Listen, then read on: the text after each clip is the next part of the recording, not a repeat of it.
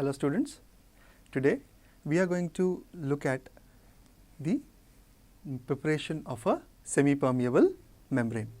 Okay children, so I told you in the previous class about the semi-permeable membrane which allows certain materials to pass through it and certain materials not to pass through it.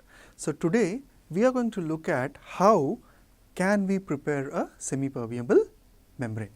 Okay children, now you might remember or you might have observed that when we break a boiled egg, to eat, okay, you might have seen certain small layer of a covering on the egg, which you slowly gently remove it in order to eat the egg.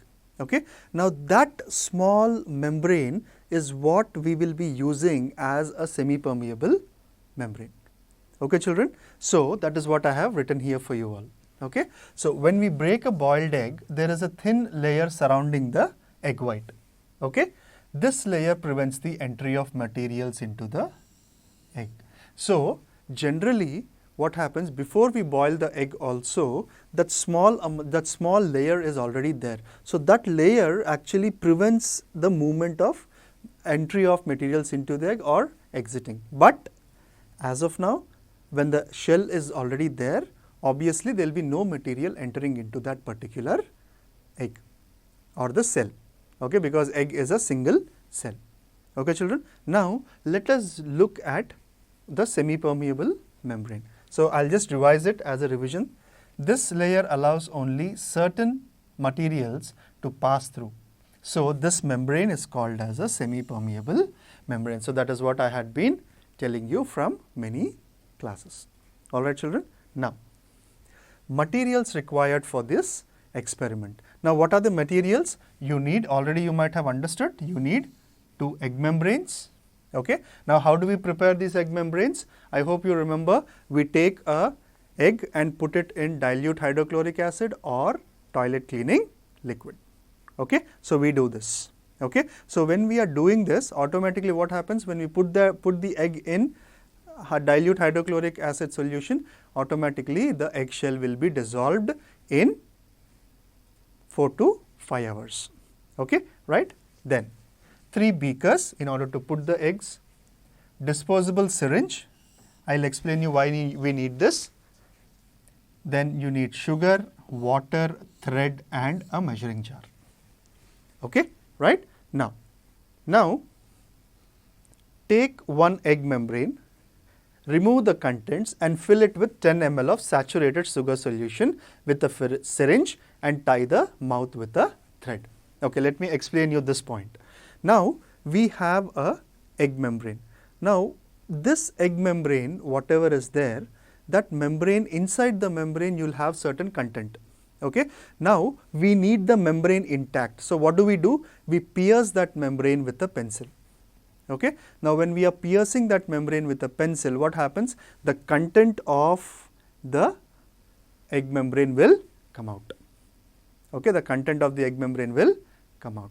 Now when the content of egg membrane comes out, it will look just like this. It will not be oval, it will be looking just like this.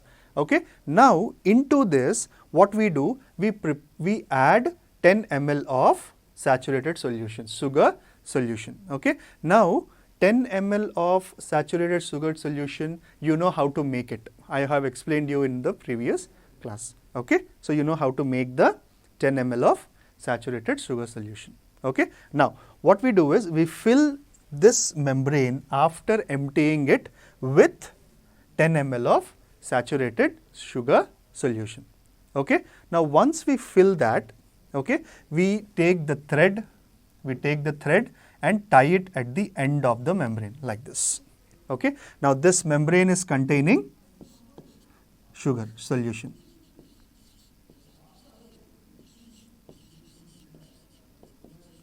Okay, this membrane is containing sugar solution. Now I take one more beaker. Okay, I take one more beaker and into that beaker what I will do, I will put 100 ml of water. Okay, I will put 100 ml of water. Okay, now when I put 100 ml of water into that, then what I do, I take a small support like structure onto the beaker. Okay. Now, this structure is actually useful for tying the thread. Okay. Now, when I tie the thread to the beaker and I'll allow the membrane which is containing the sugar solution to get dipped into the beaker. Okay, right? I will allow it to get dipped into the beaker. Now, you know, in this we have saturated sugar solution. Okay, children. Now, I leave this entire setup overnight. Okay, I leave this entire setup overnight. Okay. Now, then what will happen? This image you might be familiar with, I have already shown you here. Okay, I'll just tell you what this is. Now, when you see this image, you will recollect about osmosis, right? You will recollect about exosmosis and endosmosis. Now, what I am trying to show you here is endosmosis. Okay, right? So, when there is a concentrated sugar solution in the membrane, okay, and the concentration of water is more outside, what will happen? The water will enter inside. So, the water will move inside, which is basically endosmosis. Okay, children? Okay, right? Now, because why the water is moving inside? It is because the concentration of water is more outside than inside that particular cell or the membrane. Is that clear, children? Okay. Now, moving further, we will do the same setup but in a reverse manner. I hope you could just recollect that we have one more membrane left. Okay. So, in that membrane, now what we will do is, we will add 10 ml of water.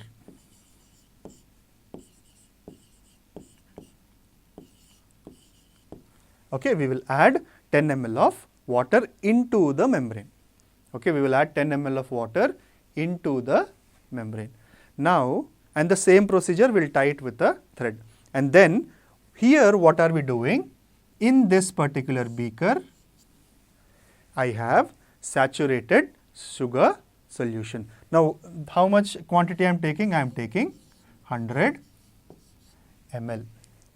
Okay, I am taking 100 ml of saturated sugar solution. All right, is that clear? Okay, children. Now, and there is water in this semi-permeable membrane. Now, what will happen? I hope you might have guessed it right. It is exosmosis. The cell, whatever is there, the membrane, it will lose water. It will allow water to come out. Okay. So, why it is water is coming out? Because there is high concentration of water inside the cell. Okay. That is why water will move outward and there is low concentration of water outside. So, which symbolizes endosmosis. Okay, children. So, I hope you have understood this experiment. Okay. And let me remind you, in both the cases, we leave this setup overnight. Okay, children. Okay. Now, I hope you have understood this experiment clearly as to how to make a semi-permeable membrane. Okay. Now, this I beg your pardon, this semi-permeable membrane, whatever is there, is a selectively permeable membrane. Okay, children. So, this is how we prepare a semi-permeable membrane. Thank you.